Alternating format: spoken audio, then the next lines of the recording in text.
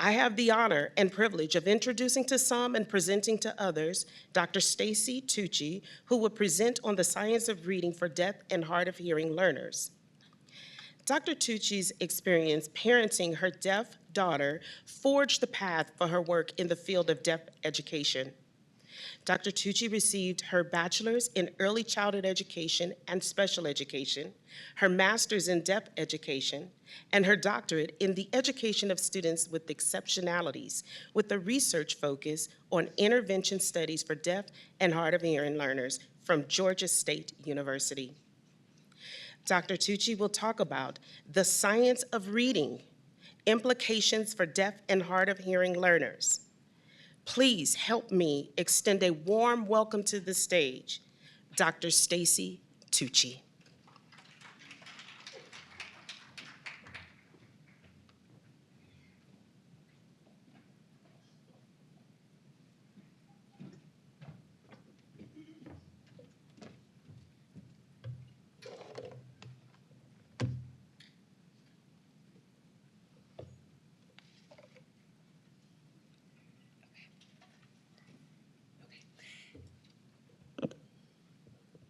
Good morning. Thank you so much for having me. It's such an honor to be able to be here and share some knowledge and information with you. And one of the things, just sort of piggybacking off of what was just shared, is this idea of justice and this idea of language and how that's a critical component of providing justice to our students who are deaf and hard of hearing. So there's this new term that's sort of floating around. So we all know with liberty and justice for all. There's a new term floating around in the literacy field with language and literacy for all. And I think that is a really powerful term that we can start thinking about as we are educating not only students who are deaf and hard of hearing, but any student who may be marginalized or underserved or not always receiving those access pieces that they need to be as successful as possible. So I hope as you walk away from this conference that you walk away with that feeling that we know, at least a little bit better than we did the day before, how to provide language and literacy for all. All right, so I'm going to be talking about the science of reading and implications for students who are deaf and hard of hearing. But before I can talk about reading science, I have to talk about brain science, because there are some significant distinctions around language development and literacy development. Language is an innate skill. And what I mean by that is the brain is hardwired to learn language. And so if a typically developing brain or a neurodivergent brain is put into a linguistically accessible environment, that brain will learn language. And if any of you have young toddlers who are in the emergent language stage and you're walking through your house and you've accidentally stumped your toe and you've said a word that you probably shouldn't have said, you know that that toddler very likely picked up on the emotion behind that word, went to their child care center the next day and said that exact word, and you get a call from the child care director saying, hey, Sadie said, right? Because the brain is hardwired to learn language, and it is an equal opportunity language consumer. The brain doesn't care if you are exposing it to American Sign Language, if you are exposing it to spoken Spanish, spoken English, Mexican Sign Language. As long as the brain can access that language, it's going to eat it up. It's going to take it in. And that is going to drive the neurological development of the infrastructure inside the brain. The great thing about that is if we give the brain accessible language, it's going to learn it without explicit instruction. But there is a caveat there. Because this is an innate skill, because the brain is hardwired to learn language, there's a language window. So if we are not getting accessible language into that brain in the early years, we miss that language window. And that has significant implications for those academic skills that we are trying to then provide that student later on. So early language access, early accessible language access is very, very important for students to be ready learners. When we are thinking about reading development, when we are thinking about how the brain learns to read, reading is not an innate skill. The brain is not hardwired to learn to read. Only about 5% of the human population will learn how to read without explicit instruction. Only about 5%. That means if a child is going to be a proficient reader, that has to do with us. What kind of instruction we provide, the dosage, the types of strategies, the types of interventions. Are we following evidence, right? But the great thing about the fact that the brain is not hardwired to learn to read is that there is no reading window. We can teach a 5-year-old brain how to read. We can teach a 15-year-old brain how to read. We can teach a 55-year-old brain how to read. We can teach an 85-year-old brain how to read. Because the brain needs explicit instruction in how to read, so there is no window. So our kids have hope, even if you're working with older students who may have some really significant delays in reading, all hope is not lost. That brain can still engage in effective instruction, and we can move the needle on literacy for all of our deaf and hard of hearing learners if we give them accessible instruction, and if we did what we needed to do early on, which is place that reading brain or that future reading brain in an accessible language environment. So when you're thinking about language, I'm going to bring this term up in just a minute, but when you're thinking about language, language is nutrition for the brain. There was a public health initiative that was created in Georgia, and we were looking at how we can get language to young children, regardless of what language they're using. And we thought about, how do we explain this to parents, right? Because generally, parents aren't teaching their kids language, right? It's innate. It happens incidentally. So how do we get parents to understand the importance of an accessible language environment? Well, most parents know that their babies need milk. Most parents know that their babies need healthy foods, right? They know that they need that type of nutrition to support physical growth in the body. So let's talk about language in the same way. Language is literally food for the brain. Language is what provides nutrients to the brain so it can actually grow the neural infrastructure necessary to have all of the skills to be a ready learner. All right? So when we're thinking about the construction of the basic brain infrastructure, it actually begins before birth. It begins in utero. But it continues all the way through adulthood with the most prolific growth happening when? Anybody? You didn't know this was going to be a quiz, right? When does the most prolific brain development happen? Yes, I saw it in the back. First 3 years of life. All of you early intervention folks, you are the ones who are helping us help parents build their babies' brains. Without accessible language, brains do not grow in an optimal fashion. And what does this affect? Think about a learner. Yes, it affects their ability to use language, but what also might that affect? I'm going to give you a little bit of a clue what hangs out here in that prefrontal cortex. Yes, executive functioning.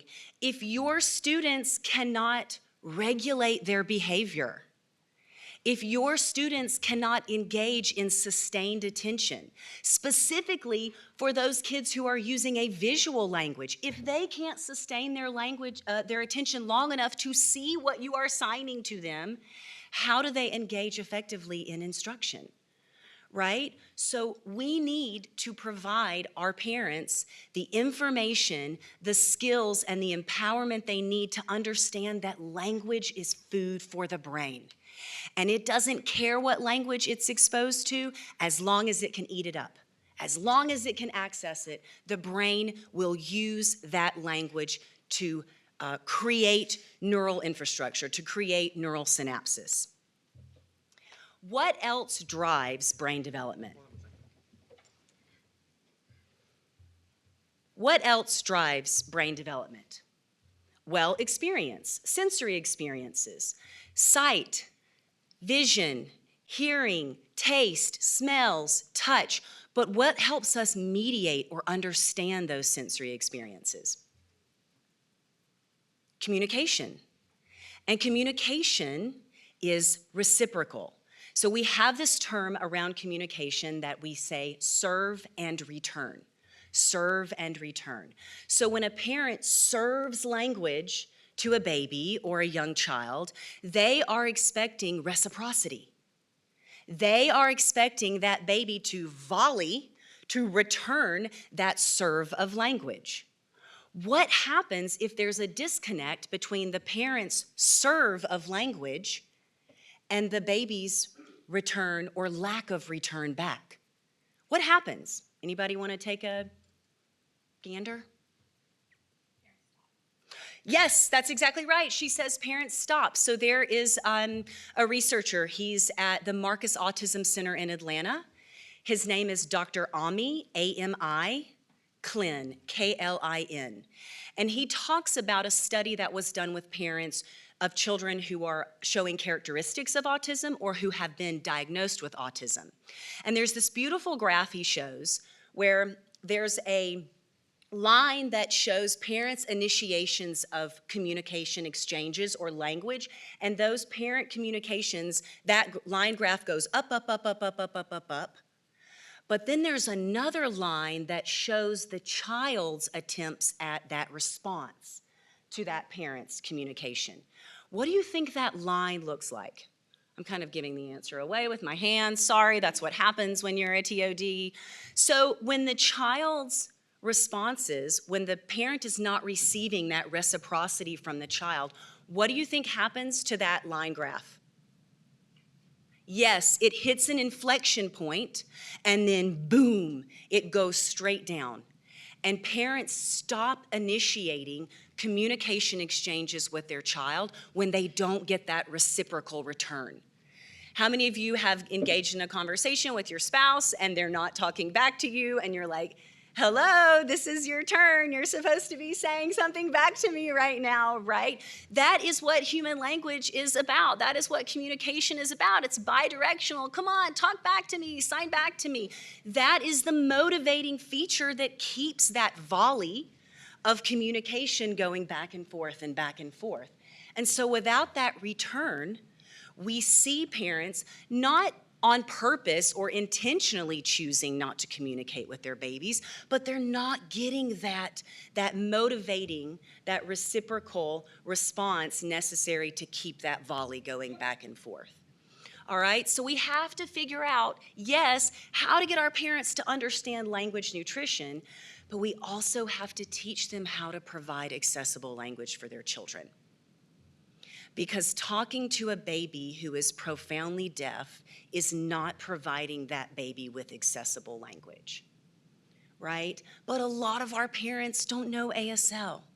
So we really have to start thinking about how do we support our families in being able to provide that language nutrition, providing that environment that is linguistically accessible. We've talked about this, the first 3 years of life, exponential growth. It is absolutely explosive.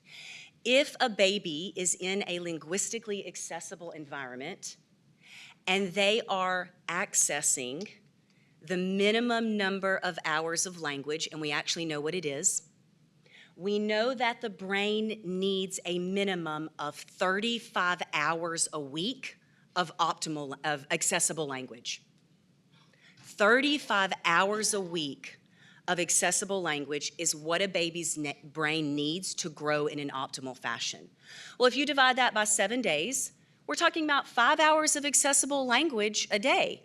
That feels a little doable, right? I'm a parent of a child who's deaf, and I'm like, okay, I can do this. When I thought I had to provide language 24 hours a day, even when I was sleeping, that felt a little overwhelming. How can I do this? I already feel like I'm failing before I even get started. But if somebody sat down with me and said, hey, I know you're learning ASL for your child. I know you're also learning how to keep a cochlear implant on her. I know you're learning all of these new things and you're completely overwhelmed, but we can do this. How do you eat an elephant? One bite at a time. How do we teach our children language? 5 hours a day. Give them 5 hours a day of accessible language, and they are getting what they need. The brain is getting the language nutrition it needs to be able to develop in an optimal fashion. And then we have learners coming to school where that prefrontal cortex, all of that good stuff that happens around executive functioning, it is actually functioning. So I am not standing on my head and turning upside down and laying on the floor trying to get that kid to look at me for at least 30 seconds, right? They can do that. They can engage in that sustained attention because I've been giving the brain the nutrition it needs through that accessible language. So, how does the brain actually grow when we're talking about language access? Well, if you have a baby and let's say a cat runs across the carpet, you point to the cat and you say cat. And if that brain takes in that term cat, it grows a neural connection. Or you sign cat. That brain takes in the sign for cat, it grows a neural connection. And the more and more and more you push in that terminology, you push in that language, more and more and more neural connections grow. And if we're talking about optimal brain development, we're talking about 1 million neural connections growing every second in the first 2 to 3 years of life. So it is incredibly prolific growth. But over time, the brain transitions into a phase called neural pruning. Is anybody familiar with this phenomenon? Okay, so let's say the brain has 5 neural synapses, 5 neural pathways where it goes to retrieve this idea or concept of cat. Okay, and I'm using 5, there are probably 5 million, but I only have 5 fingers on my hand, so that's what I'm gonna use so I can make the model a little easier. Over time, the brain says, I have 5 ways to get to cat, but this is the way that I use most often, and so it's become the most efficient pathway to retrieve that conceptual knowledge, all right? So the brain says, hey, I don't need this neural connection, I don't need this one, and it prunes itself so that it can function in a more efficient way. So if we're talking about a typically developing brain, neural pruning is a good thing. We want it. It makes the brain more efficient. But talk to me about what happens when we get to the neural pruning stage if we are talking about a brain that did not grow in an optimal way, that did not have enough language. There are 2 big things that kind of happen. Anybody want to call it out?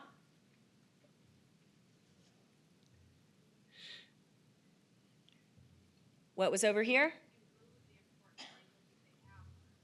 Yes, you're exactly right. So let's say this brain has only been exposed enough to this language around cat to develop 1 neural connection. But because there's not a lot of access and exposure to language, this neural connection doesn't get used very often. Even though it's the only one, it doesn't get used very often. Well, the brain doesn't know that the reason it's not being used is because of lack of access, right? The brain presupposes access to language. So it goes, hey, even though you've got that 1 connection, you're never driving down that path. Or you're only driving down that path every 6 months, right? And so it says, hey, you must not need that neural connection, and it prunes it. And so even though we may have developed, as you said, language capacity, the neural pruning phase can actually result in a loss of language capacity. But it also results in what is permanent brain damage. Once you prune a neural connection, that connection never grows back. Now, don't freak out. You can still grow neural connections. You're growing neural connections all the way until you pass on to the other side, right? We are developing neural connections throughout our life, but we are not taking advantage of that optimal time period when neural growth can happen if we are looking at neural development after the first 3 years of life, okay? So not only do we see a brain grow less neural connections, but those neural connections are more vulnerable to pruning because they are not used very often, so they are not very strong. The brain doesn't know why, and it prunes them. So when you are working with students who have experienced a lack of access to early language, yes, you need to be teaching them language, but what else should we be writing IEP goals about? Executive functioning.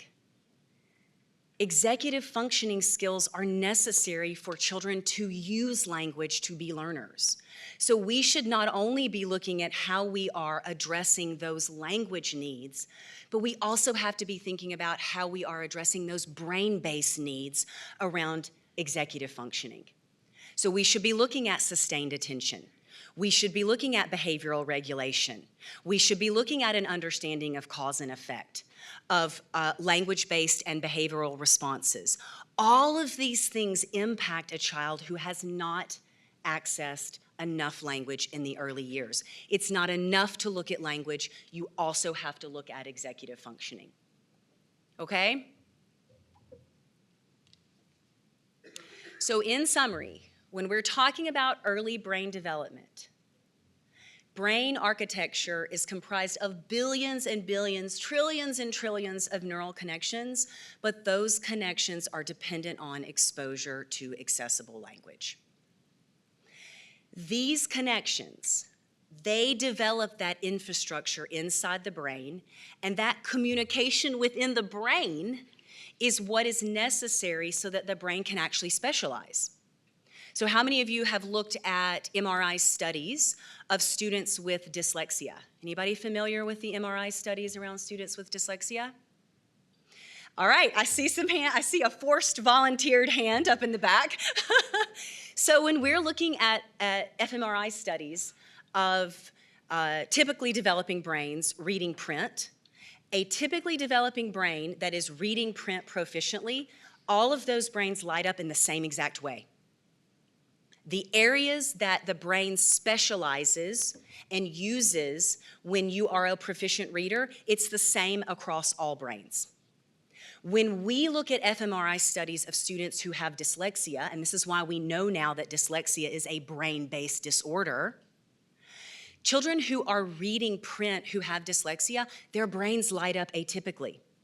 They don't light up in the same areas, so that specialization did not occur. And they don't light up in the same order. Well, guess what's true for our population? The same thing. If any of you are familiar with Karen Emery's neuroscience studies around deaf readers, she's at San Diego State University in California. So Karen has looked at specifically deaf ASL users' brains when they are reading English print. And what she found is that if you have a native deaf ASL user, and so they have this study and they've given native deaf ASL users reading assessments.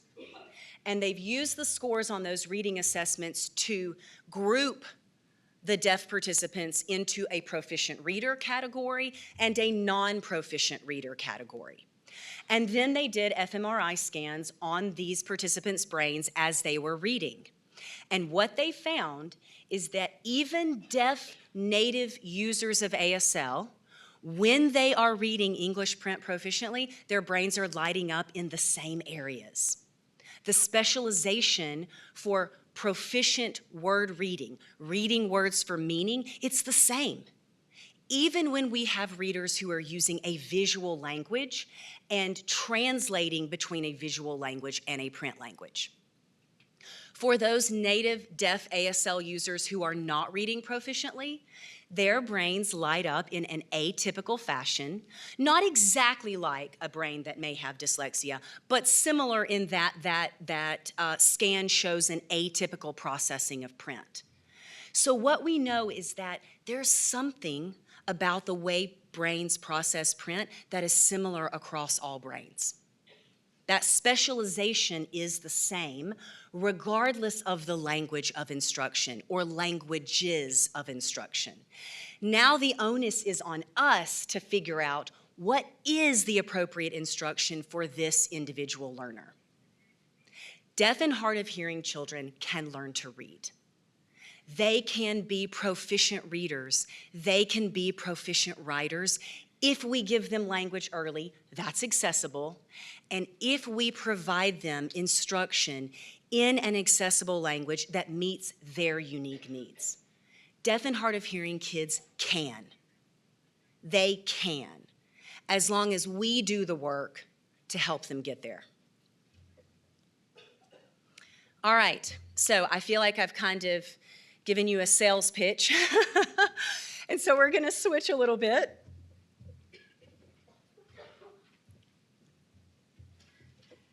So I've given you a sales pitch around the science of reading, right? So let's talk about what is the science of reading, because there is a lot of concern about this state-level legislation, this trend that's sweeping the nation. We have just passed an early literacy law in my home state of Georgia.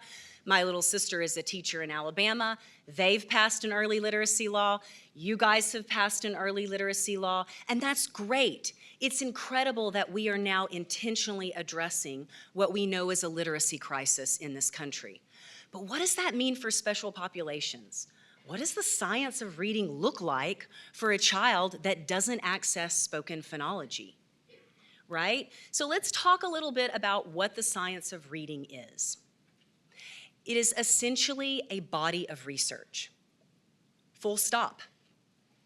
It is ever evolving, so what you knew about the science of reading 10 years ago, 2 years ago, 6 months ago in some cases, may be different, right? Because the research continues to evolve.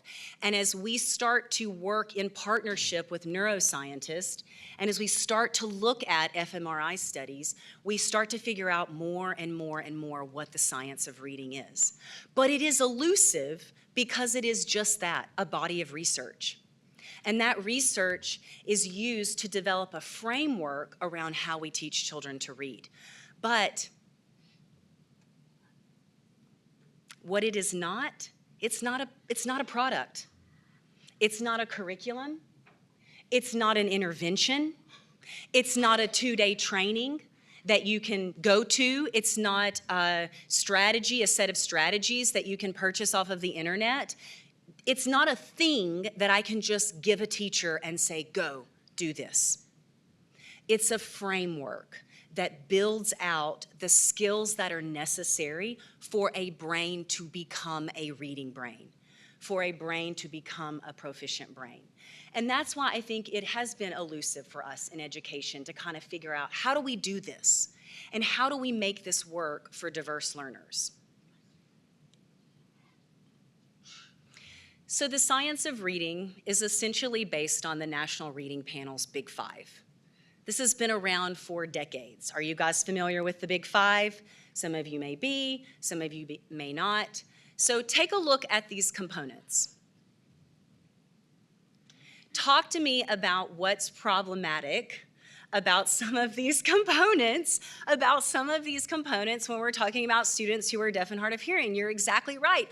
The first two are sound-based. So even if we're talking about students who are using listening and spoken language, there are still barriers around complete access to the spoken phonological system of English. So what do we do for those first two components? Phonemic awareness and phonics. What do we do? What about kids who use ASL? Children who are not using amplification, children who are using a visual language. What does phonology look like for those kids? Do we just not teach it? What fills in the gap if we don't teach spoken phonology, if we don't teach phonics? What do we do instead? Do we do nothing? Is language enough? So that's starting to be what the field is looking at, trying to answer these questions for our special population. Talk to me about fluency. What does fluency look like for a child who's using 2 instructional languages? Should we expect the same fluency rates for users who have a single instructional language? No. It's going to take the brain more time to read English print, translate it into ASL in a conceptually accurate way so we can gauge comprehension. So we're going to look for fluency rates that are a little bit slower. But slower doesn't mean less than. Slower means it's a more complex task. So it takes the brain more time to facilitate that comprehension and output it in a way that we call fluent. So we can't always map on what we've determined for unilingual hearing students. We can't always map those benchmarks onto our students who are deaf and hard of hearing, particularly if we're talking about students who are using American Sign Language. All right, we have vocabulary. Boy, we know how to teach vocabulary in deaf ed. We can move the needle on vocabulary like it's nobody's business. But what I'm going to challenge you, I'm going to skip over comprehension for a moment. I'm going to challenge you that for students who are deaf and hard of hearing, we don't have a big 5. We have a big 6. We have a big 6, and our big 6 is language. Because my statistician friends, who I love so much, they always joke with me, Stacey, vocabulary is a cheap proxy for language. Just because you are moving the needle on isolated vocabulary, that does not mean that you are moving the needle on language. Vocabulary is the egg in the language cake. I don't know about you, but raw eggs don't taste as good as carrot cake. So if all I'm serving to my students is isolated vocabulary, I'm doing them a disservice. I'm not actually teaching them language. And let me give you a quick little example. Let's say we ask a student to learn high-frequency words in isolation. We all know we do it. That's perfectly okay. Sight word recognition is something that is a part of the science of reading and word recognition strategies. But let's say we're looking at high-frequency word recognition, and we give the student the word with, W-I-T-H. All right? If they're using spoken language, what are we defining that word as? What's our child-friendly definition for the word with? Yes, to go together, to accompany. That's probably what we are going to tell that student it means. And then if we are teaching this to a student who's using American Sign Language, how are we defining with? What are we signing for with? Yep, we're probably doing this, that's exactly right. Okay, great. So let's say we give this student the sentence, I am eating dinner with my mom. I am eating dinner with my mom. And we're gonna assume that this student can decode or read through sight every one of those words. I am eating dinner with my mom. What does that kid see in their mind's eye if they comprehend that sentence? What are they visualizing? I see it back there. Yep, so there's a table, right? Mom is on one side, maybe the student is on the other side, and they are eating dinner together. It all fits, it works great. Now, if I change a single word in that sentence, I am eating dinner with my spoon. And the only definition of with that you taught your students, because you taught that word in isolation, not in context at the language level or the phrase level, is with. Now what does that kid see in their mind's eye when they read that sentence? There is literally a ginormous spoon sitting on the other side of the table eating dinner, right? And the child is looking at you like, what is this? Why are you asking me to read this, right?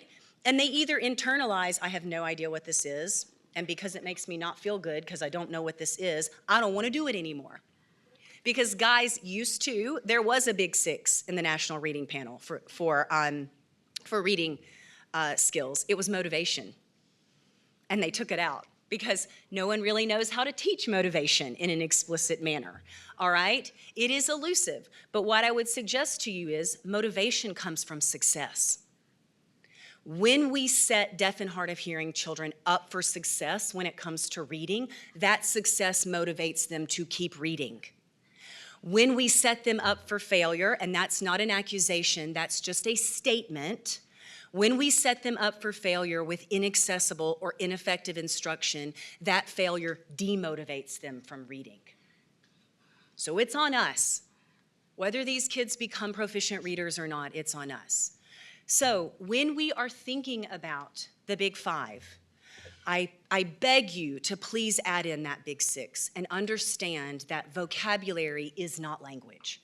It's the egg in the language cake, but the comprehension of language is at the phrase level, which means we have to teach at the phrase level, the noun phrase level, the verb phrase level, the prepositional phrase level, right? We have to teach connected language. It's easy to move isolated vocabulary. It's a lot harder to move connected language, but that is the necessary component when we are thinking about the simple view of reading. How many of you are familiar with the simple view of reading?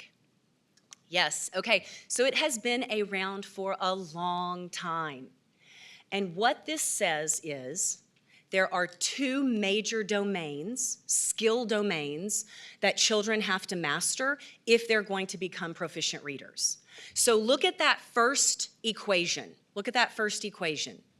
The one represents mastery in that skill domain. So when students have mastered word recognition strategies, when they've mastered language comprehension strategies, those two skills work together so that they become competent readers. Let's move down to the second equation. What's happening in that second equation? I tend to call these kids word callers or whiplash finger spellers, right? You give these students connected text and they can read it beautifully because they can decode and they have a large sight word lexicon. Or you give a student who's using American Sign Language a reading passage, they've got a lot of sight word recognition, and they can also finger spell like nobody's business. They've got letter hand shape correspondence. And boy, they're going through that passage and they're giving me sight words and they're giving me finger spelled words, and then I go to ask a reading comprehension question, and what happens? That's exactly right. They're clueless. They are clueless. They look at you like a horn just grew out of the middle of your head. Excuse me, what? Because comprehension comes from language knowledge. So it's great if you're teaching decoding. It's great if you're teaching phonemic awareness and phonics, but that's not enough. You gotta have the language to understand what those words mean in that particular connected order. All right? Now let's go down to the bottom equation. What's happening here? We have a kid who has bang-up language. They can chat with you all day long. They can tell you what happened 3 weeks ago at home when they went on a field trip, and somebody lost their shoe and then the bus broke, right? They can tell you all kinds of things. It's amazing. But you put some text in front of those students and they fall apart because they don't have word recognition strategies, or they have one word recognition strategy, which is what? What are we doing in Deaf Ed when we are talking about word recognition? What strategy are we typically teaching? We are teaching sight word memorization at the isolated vocabulary level. That is exactly right. Guess what, guys? A typically developing brain can only learn 300 to 500 words through sight word memorization a year. A typically developing brain can only learn 300 to 500 words a year through sight word memorization, because essentially that's what sight word recognition is. It's memorization of the gestalt, memorization of the whole word. Now, I'm not a math in my head person, but if somebody wants to pull their phone out, and let's go with the upper threshold of 500, multiply 500 times 13 years. I'm just gonna say K to 12th grade, 13 years. Somebody multiply 500 by 13. What is it? 6,500. Say it again. 6,500, 6,500. how are our kids ever going to learn to read if the only word recognition strategy that we are giving them limits them across their entire educational career to less than 10,000 words in print? It's not. It's not going to work. And that's why we're not moving the needle on literacy for students who are deaf and hard of hearing. We have to figure out how to give them the other strategy. What's the other strategy? Take a look at this graphic. What's the other strategy?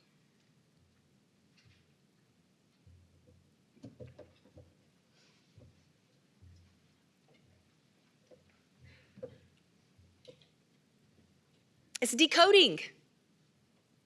It's decoding. So this is Scarborough's reading rope. Are you guys familiar with Scarborough's reading rope? This is one of the singular most important reading graphics. If you are responsible for moving reading with any child, you should have this printed out and literally tattooed on your forehead. Honestly, it is that important. Because what it does is it takes the next step from the simple view of reading and it starts to help us operationalize. Okay, great, so they need word recognition strategies. Yeah, it's fine that you tell me that as a total domain, but what does that actually mean for the skills I'm supposed to teach? Great, you tell me they need to know language. Okay, but what about language? So what Scarborough's reading rope does is it takes those domains and it breaks out sub-skills. And those sub-skills are little tiny threads within a broader rope that then twists together and helps provide the foundation for proficient reading. All right? So we do an okay job with a lot of these sub-skills in language comprehension. Where do we get tripped up? There's one sub-skill if you look at the red part of the rope, that those language comprehension skills. There's one label there that trips us up a little bit in Deaf Ed. What is it? Yep, you got it. Yes, verbal reasoning. Just take out the word verbal and put the word language. Verbal reasoning just means language-based reasoning. It means through the air language-based reasoning. So if the through the air language is verbal, great. If the through the air language is signed, that's great too. It's signed reasoning. Verbal reasoning, signed reasoning, it's just language-based reasoning, not including print, all right? It's through the air reasoning, through the air cognition, all right, if you will. But when we start to look at that word recognition domain, that's when things start falling apart, right? Because what are the first two sub-skills based on? Sounds. And so it's not that we've been doing a bad thing relative to the research when we focused on word recognition. It does follow Scarborough's reading rope. It's just that that idea around access, that our kids can't access phonological awareness, phonemic awareness. Our kids can't access decoding because that's based on sound symbol, letter sound correspondence. A lot of what we've been doing in the field is just kicking those skills out because we're like, they can't access them, so let me just focus on the one skill that they can access. But that is a limiting skill. And we are seeing the results in the literacy levels and the literacy rates of our students who are deaf and hard of hearing. And this is true even if we're talking about kids who are using listening and spoken language and amplification, okay? So what are we gonna do about it? Has anybody shared any research to help us figure out what's the next step? So I'm asking you this question, I'm posing this question to you. Do deaf and hard of hearing students learn to read differently than their hearing peers? That's exactly right. It depends. The answer is a very complex yes and no. It depends on the learner profile. It depends on the child. It depends on the child. So, this is an incredible study. I call it the best study that nobody ever read. because it was published in 2019, and then the world went into one of the most profound experiences we've ever had, right, with the pandemic. And so a lot of us were not really using that time at home to read research articles. So it is a wonderful study. You should definitely check it out. So this was a national study that looked at deaf and hard of hearing children across the United States in grades K through second grade. The sample was approximately a little under 340 students, okay? Sample a little under 300.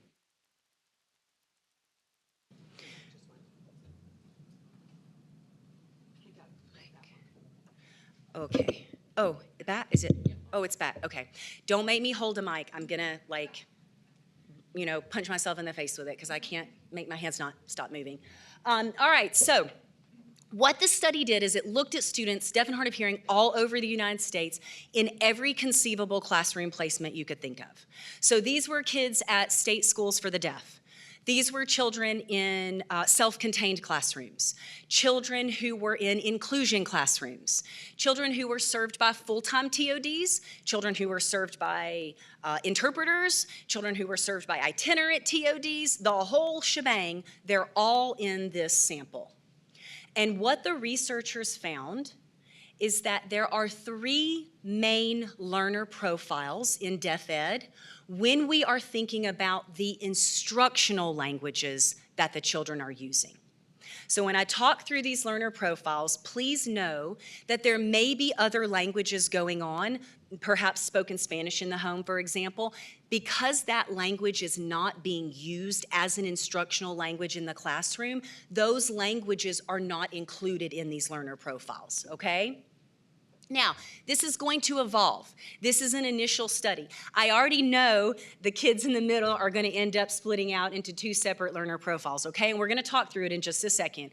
But just know this is an initial study. It's an initial step to start thinking about who are these children and what does their profile tell us, their learner profile tell us about how we teach them to read. Specifically, how we teach them those phonological and phonics components of reading, okay? So the first learner profile they called unimodal, unilingual. One mode of through-the-air language spoken, one instructional language, English. All right, these kids have auditory access to spoken language and spoken phonology. They are communicating through the speech mode. We often call them LSL kids, listening and spoken language, and they are almost always using amplification, all right? I, as a teacher, am not gonna walk around and call kids unimodal, unilingual, so my simplistic label for these students are ears-only kids. Yes, I understand that students who are using the auditory pathway are also gaining information about language through the visual pathway. But when we are thinking about these learner profiles in support of the phonological and phonics strategies we are going to use, they are primarily accessing those strategies through their ears, okay? So I'm calling these kids ears-only kids. I'm going to skip the kids in the middle for a moment because they're a little messy, and we'll talk about those kids in a second. Let's go to the other end of this learner profile continuum. The researchers identified these students as unimodal, bilingual students. So they are using one mode of language through the air, the signed mode, but they are learning 2 languages. They are learning ASL and English, okay? These students do not have auditory access to spoken language or spoken phonology. They are communicating through the signed mode. They are using American Sign Language, ASL kids, and they are typically accessing English through print, okay? I call these kids eyes-only kids, all right? Now, let's go to the students in the middle. Bimodal, bilingual students. These are students who are using 2 modes of through-the-air language, the spoken mode and the signed mode. And they are also learning 2 languages, ASL and English, okay?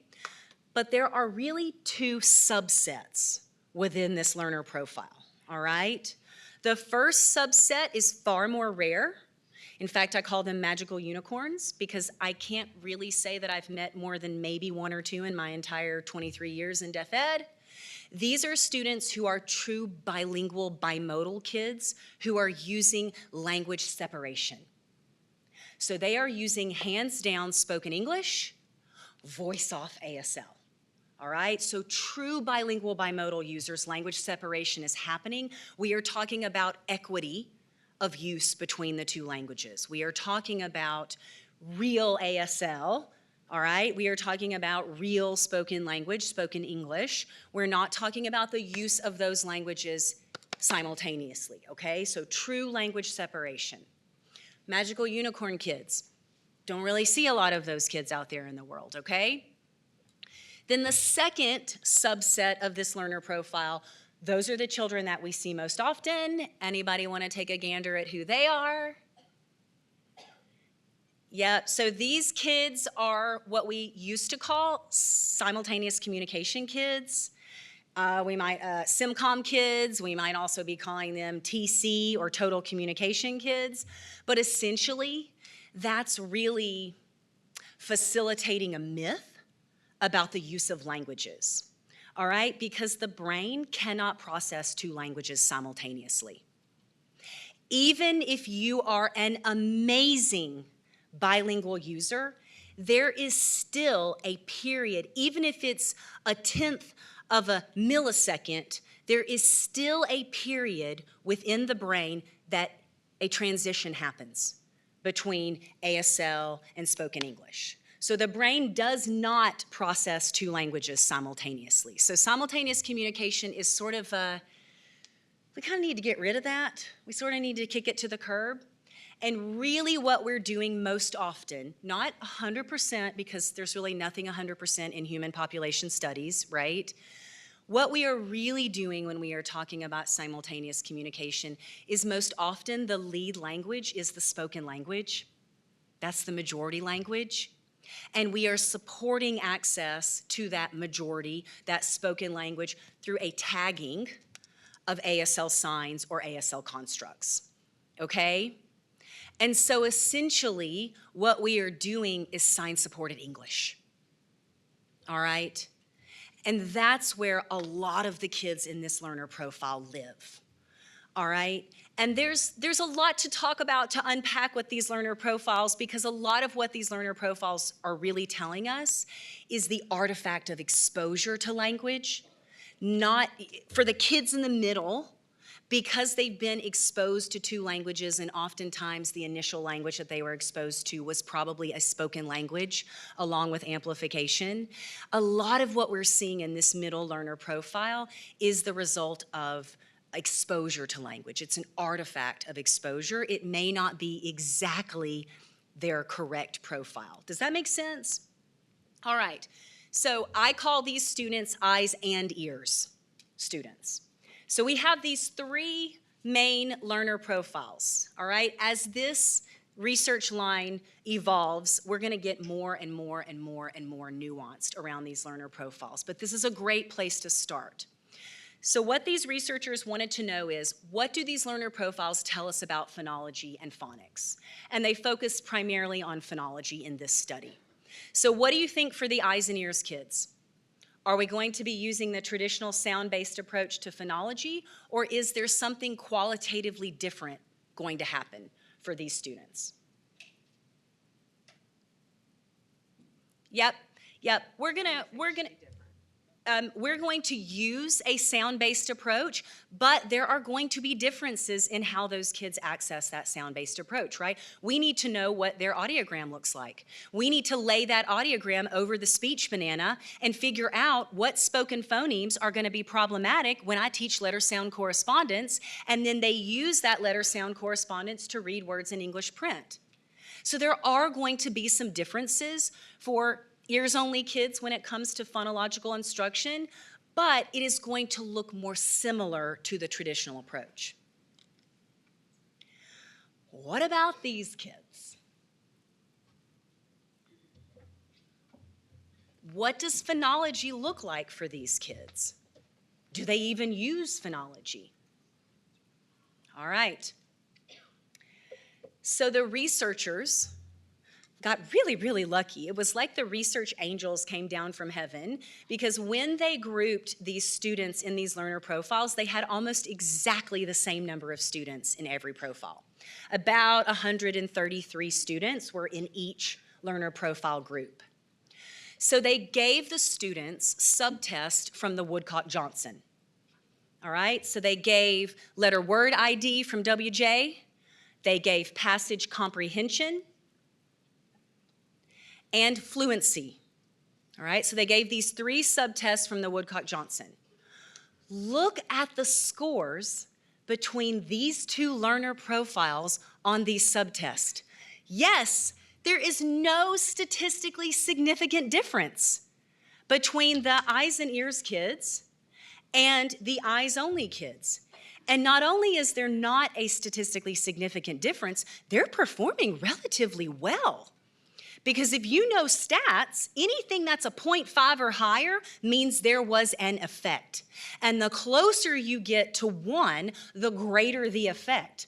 So these kids were killing it on these 3 subtests on the Woodcock-Johnson.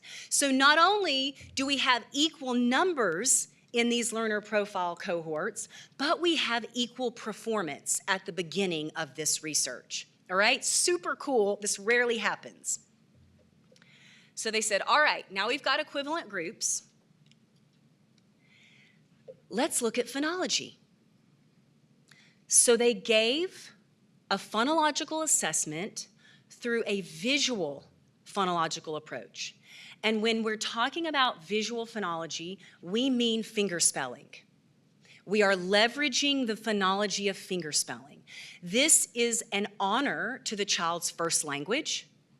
It is following best practice when we're thinking about students who are learning 2 languages, English language learners. We lead with the L1. We use that L1 capacity to then support understanding in the L2.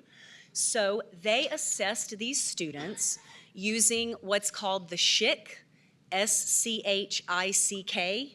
the SCHICK Visual Phonological Assessment. That is Dr. Brenda Schick. She's out of the University of Colorado at Boulder. I'm sure a lot of you are familiar with her work. She's a CODA. She's done tons of research around the use of interpreters in the educational setting, and also tons of research around the use of fingerspelling in the educational setting with students who are using American Sign Language. So she developed a visual phonological assessment. Unfortunately, it's not commercially available, but we may get to that. We may get to building a visual phonological assessment. I'm hoping some of the incredibly innovative work you're doing in Minnesota may make a space for that. So what they did is they looked at these learner profiles' performance on 2 subtests within this visual phonological assessment. The first is blending, okay? So I'm gonna show you what blending looks like through the spoken approach, and then I'm going to show you what blending looks like through the visual phonological approach, okay? So if we were talking about blending through the sound-based approach, I would say something like, hey, listen, I'm gonna say some sounds. You smooth the sounds together and tell me the word you hear. And then I would say, k, at. What word do you hear? And what do I hope that child says back to me? Cat. That's exactly right. All right, so that's the traditional sound-based approach to blending. Okay, now I want to show you 2 ways that you can blend through visual phonology. Okay? So the first way I'm going to show you is the method that they used in the Schick Visual Phonological Assessment. And then the second way is my preferred way as a teacher. So I'm going to show you both of those, okay? All right. Look at me. I'm going to tell you the letters. I'll show you the letters. You watch. And then you spell it back to me. Okay? Here we go. C-A-T. Tell me what that word is. Okay, spell it out. Tell me what it is.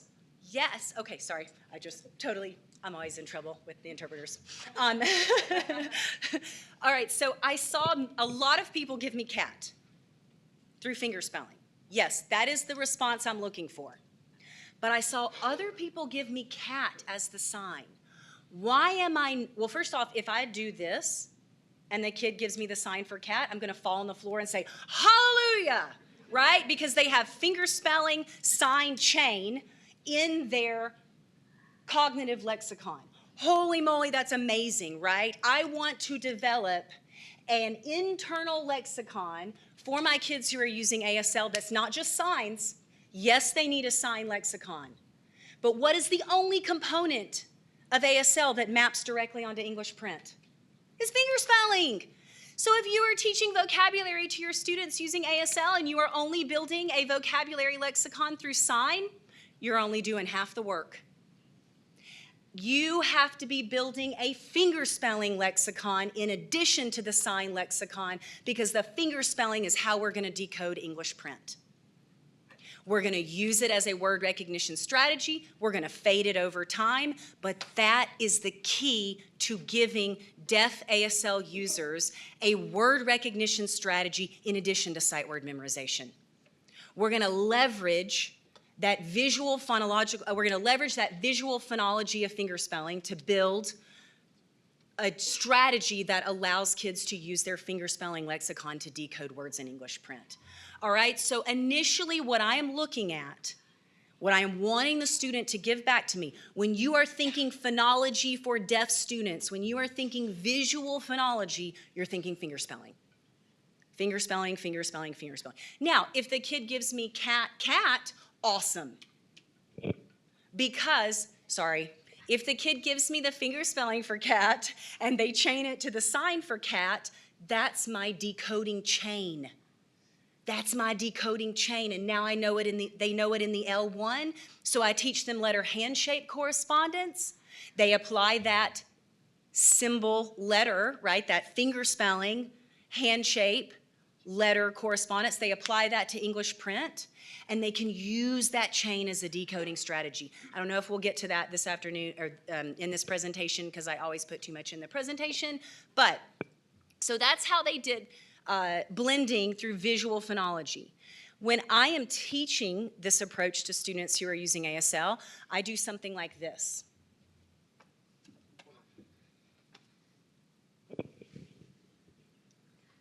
I'm going to show you 3 letters. You put them together and finger spell the word. See, A-T. What is that? Finger spell the word. Your turn. Perfect. So the listing technique acts as a graphic organizer or a visual organizer to help our students start to do that word play, that phoneme, that visual phoneme play through finger spelling. It's a way, when I do this, when I just finger spell cat and I finger spell it fluently and I say, hey, finger spell it back to me, and the kid looks at me and they're like, T, right? Because that last letter is the most salient feature. It's the last one they saw, and they're like, okay, T, I don't know. And then I get teachers doing this. Copy, copy, copy, and then the kid goes C. And then the teacher does A, copy, copy, copy, and the kid does A. And then the teacher does T, and the kid does T. Well, that's not finger spelling the word cat. That's copying a chain of letters. So what I want to do is help students build that finger reading, right? That's what the Gallaudet K-12 standards call receptive finger spelling. They now call it finger reading. And productive finger spelling is finger spelling. So if I'm talking about intaking finger spelling, receptive finger spelling, it's finger reading. And if I'm talking about productive finger spelling, it's just finger spelling, okay? So if I can use that listing technique, it provides an organizer for the visual information that the kids are thinking about. All right, then that allows me to push in to some really cool strategies around word patterning, specifically around onset and rhyme, R-I-M-E patterning, right? So when we use this in general education, we talk about the first sound is k in cat, right? We say take away the k, add a b. What's the new word? The word is bat, right? So we do this phoneme manipulation, but we do it around word families that have the same onset, the same rhyme. So it looks something like this.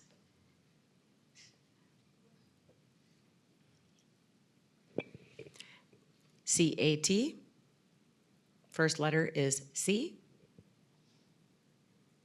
What's the rhyme? What are the last two letters? It's at or A-T.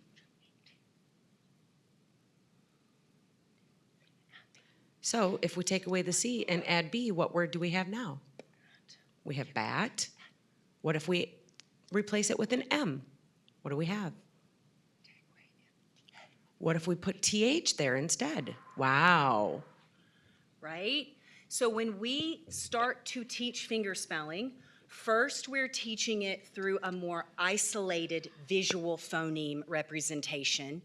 As students build their fingerspelling capacity, then we start getting more sophisticated. We start looking at patterning within the word. Initially, we're looking at three-letter words, CVC words. We're looking at the onset, which initially is one letter, but as we get more sophisticated, the onset can be two letters. And then we're looking at the R-I-M-E rhyme of that last chunk on the end. Well, if we're teaching kids fingerspelling through that onset rhyme patterning, not only are we helping them to organize that visual fingerspelling information up there in that fingerspelling lexicon, but it allows us to use commercially available early decodable readers. Because commercially available early decodable readers use words that are in a word family that use an onset rhyme patterning. So we are using and honoring the L1 of the student. We are giving them accessible language. We are filling in that word recognition domain where they've been suffering through sight word memorization for years and years and years. But we are also using instruction that is socially valid when that child engages in the general education classroom or with general education instruction.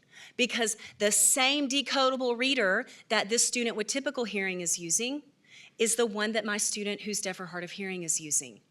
And so there's collaboration there, but there's still honor in looking at the language and the accessibility for that student who is using ASL.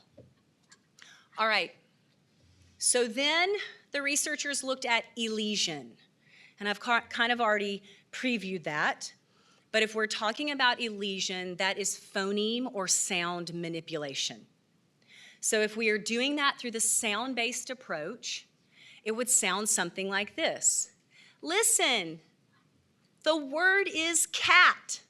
Take away k, add b. What's the new word? And the student would say, bat. Elision is one of the most predictive phonemic awareness skills when it comes to a student's ability to read, to decode.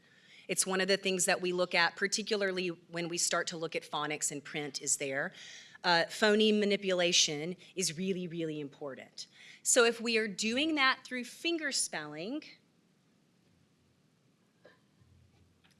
it would look something like this. We have the word cat, 3 letters, C-A-T. Take away the C, add P. What word do we have? That's exactly right, pat. Perfect, perfect. So essentially, every skill that we teach through phonological awareness is a subset of phonological awareness. Every skill that we teach through phonemic awareness in the traditional sound-based approach, we can teach to our students who use ASL if we leverage fingerspelling. So the science of reading can, in fact, be an effective framework for all of our students who are deaf and hard of hearing if we do the work to make sure that we are providing accessible instruction that honors the first language of that student. Okay? Now, look at the scores between these two learner profiles on the visual phonological assessment. So that's the red box, right? I've tried to highlight where on this table we're talking about. Okay, so talk to me about that. The scores are over 0.5 for both subskills, for both learner profiles. So what that tells us is eyes and ears kids benefit from visual phonology. Students who have access to spoken phonology and may be using spoken language in addition to ASL, those kids benefit from fingerspelling phonology, from visual phonology. But look at the eyes-only kids. Look at the scores, 0.83, 0.82. Kids in that eyes-only learner profile, they make a ton of benefit from visual phonology. Deaf students use phonology. They just use the phonology of fingerspelling. We're honoring their language. We're honoring the L1, and we're saying, hey, it's not that you don't learn this skill, it's that you learn it through a different approach. But you still use phonology when we are talking about literacy instruction for students who are deaf and use ASL. So last but not least,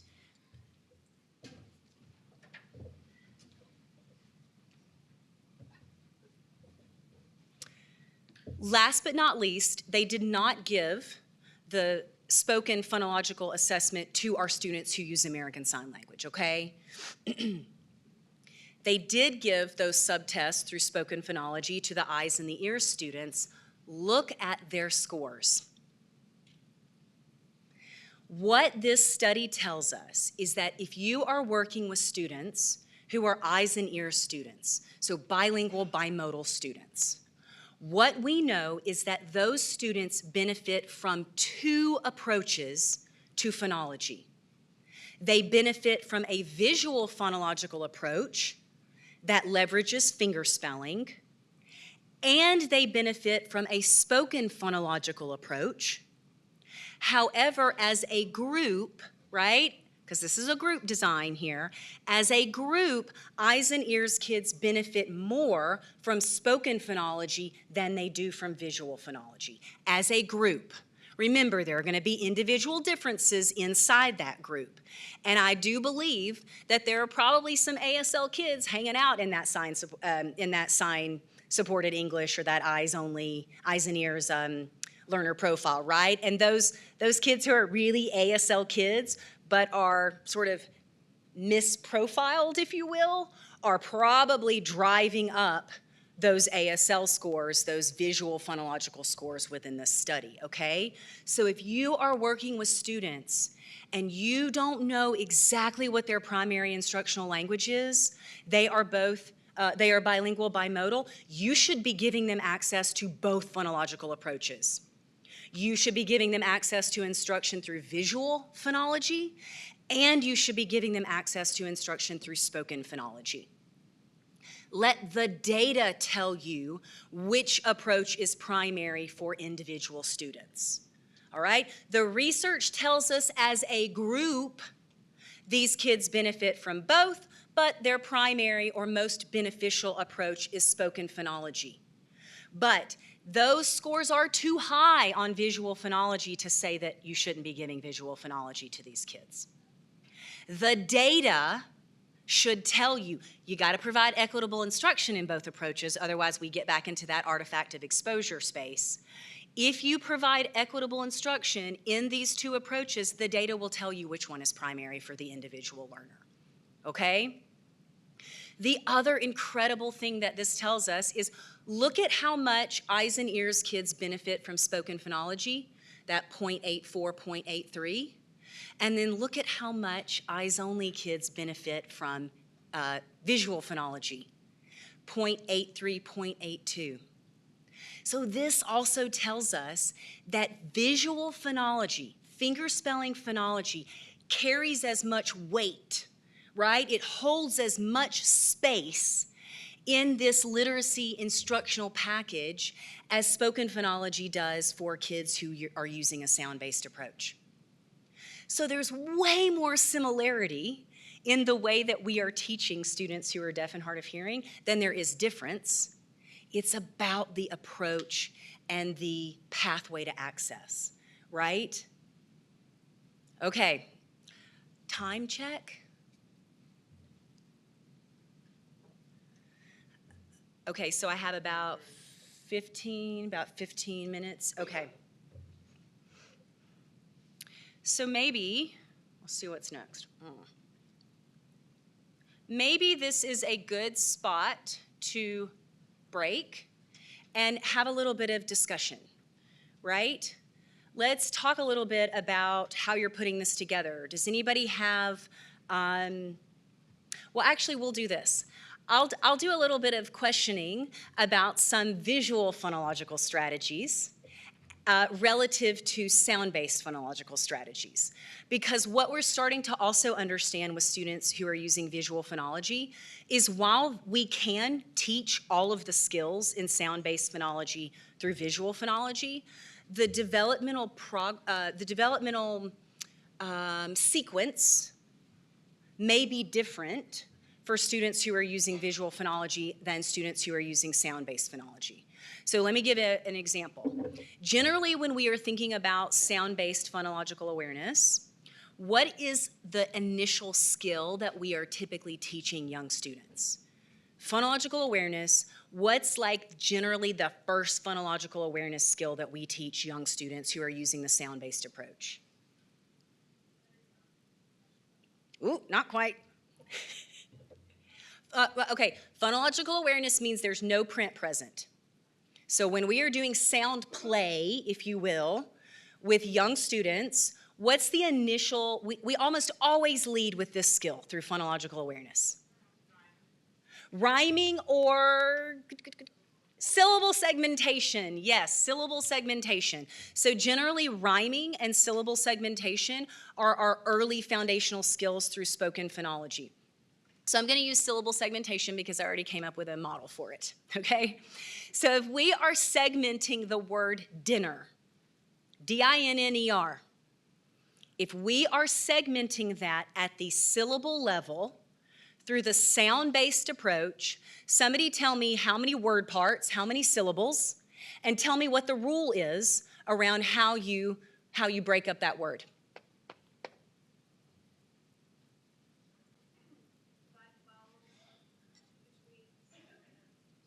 Okay, so she is correct. We have 2 syllables, 2 word parts, and what are the syllables in dinner?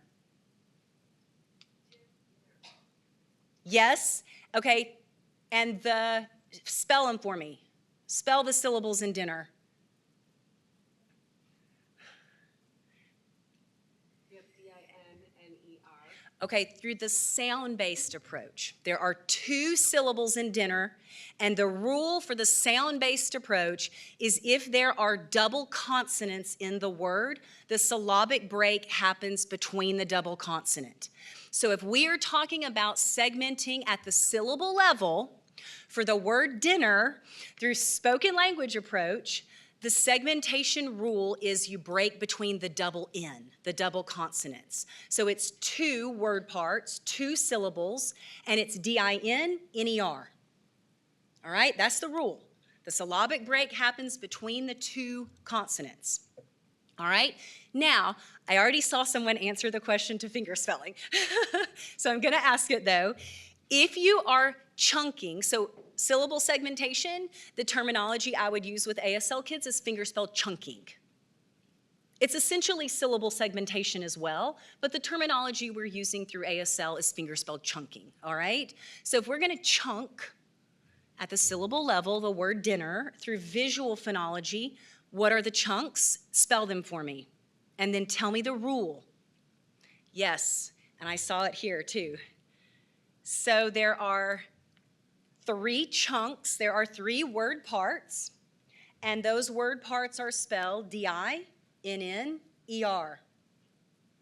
What's the rule that gives us a different response? Remember, these are two languages, so they have their own phonological rules. Sometimes those rules are going to be in conflict with one another because one is a spoken language and one is a visuospatial language. So their rules are going to be different sometimes, and sometimes they'll be in conflict and the response will be different. So why is it D-I-N-N-E-R? What's the rule about fingerspelling phonology that makes yes, yes? So when we have double letters in fingerspelling, what's the fancy word for that? Interpreters don't tell. It's co-articulation. Co-articulation. When we have a double letter and we are fingerspelling, we co-articulate that double letter. So the N might be a slide. A double N might be a slide, right? A double E might be a slide. So those double letters are co-articulated as a single chunk. Well, that's in direct conflict with what we just talked about with spoken phonology and double consonants, because it's not true for double vowels in spoken phonology, okay? Why do we co-articulate letters in fingerspelling? There are two reasons. Yes, it is a more smooth representation, right? So it's easier on the eyes. When you can smooth together, co-articulate those double letters, it's easier for the eyes to intake that fingerspelling of the word. It's also more efficient in terms of production on the hand, right? So what letter is this? What letters are this? Is this? Ugh. Double Z. Who wants to do this? Z. That takes forever. Who wants to spell pizza that way? Nobody wants to spell pizza that way, right? Everybody wants to spell pizza as fast as possible because then they can eat the pizza, right? Everybody loves pizza. So when we're thinking about double letters through fingerspelling, we co-articulate those double letters for ease of receptive understanding, but also ease or efficiency in production, okay? We'll do one more, we'll do rhyming, okay? Because you guys, this is an initial, a foundational skill too. So if we are talking about rhyming through the sound-based approach, and I have the words cow, C-O-W, and bow, B-O-W, do those words rhyme through the spoken phonological approach? No. Why? They're O-W and O-W. They have a different sound on the end, and that's why English is so not fun to teach sometimes, because it has an opaque orthography or a deep orthography, which means sounds are spelled all kinds of different ways, right? Because we borrow a lot of words from other languages. A lot of words in English are actually, they originate in other languages. And so we teach a kid, this is how you spell long O. Well, how can you spell long O? Start calling it out. How do you spell long O? O, O-A, O-W, O-U, O-U-G-H, yes, O-E, yes. You can also have the magic E, right? You can have O and then a consonant and then an E on the end, and the E is silent and it tells you to make the long O sound. It's like, holy moly, the kids are like, what? You just gave me, I don't know how many times, I think 7, 8 different ways to spell this one sound. So English has a really deep orthography, and that is just a really nice way of saying a super, super complex orthography. It's really hard for kids to learn that, all right? But when we are thinking about fingerspelling, this is a really, really clean orthography when we are thinking about mapping fingerspelling onto English print, because when we are using fingerspelling as a word recognition strategy for English print, almost all of the words that we are going to see and fingerspell have a one-to-one correspondence. If the word is B-A-K-E, you still fingerspell the E, right? Even though the E is silent through spoken phonology, we still spell the E through visual phonology. So visual phonology is very transparent. It is actually an easier skill. Kids learn letter hand-shape correspondence much more quickly than they learn letter sound correspondence, because it is almost always, even if we don't teach co-articulated letters, right, if we hold off on that initially, it is a one-to-one correspondence when we are talking about fingerspelling and the letters represented on the page. So let's go back to cow and bow. If we are fingerspelling those words, do they rhyme through visual phonology? Yes, they do, because the onset rhyme patterning, first letter, last chunk, is what? C-O-W, B-O-W. The last chunk, the R-I-M-E, last chunk is O-W for both words, so they rhyme visually. Deaf users of ASL use phonology, but sometimes the rules, because fingerspelling is a part of ASL, it is its own language, it has its own rules, sometimes the rules are going to cause those responses to be in conflict. Now, assessment has not caught up with this, all right? So we have to push this out in instruction, and then we have to start ensuring that assessment follows.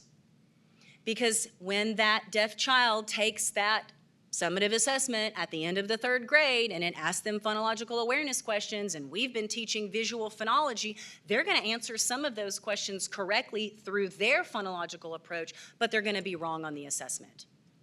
So it's not enough to embed this practice in your instruction. We have to start fighting for assessment to follow. Okay? And that's where a lot of what you guys are doing in Minnesota is really innovative around this intentional practice that you have in looking at how the READ Act applies to diverse learners. Specifically, how the READ Act applies to students who are deaf and hard of hearing. Because literacy instruction is going to be different even within the DHH population. DHH kids are not a monolith. Right? There are individual learner profiles within that population, and we have to start meeting the needs of those learner profiles, not only with our instruction, but with our assessment. Okay, that's probably time to wrap it up. Okay, I don't know if there's time to offer any questions or if we should just be done. Maybe we should just be done, because I don't know how much more my brain can actually function right now. But if we have a few, okay.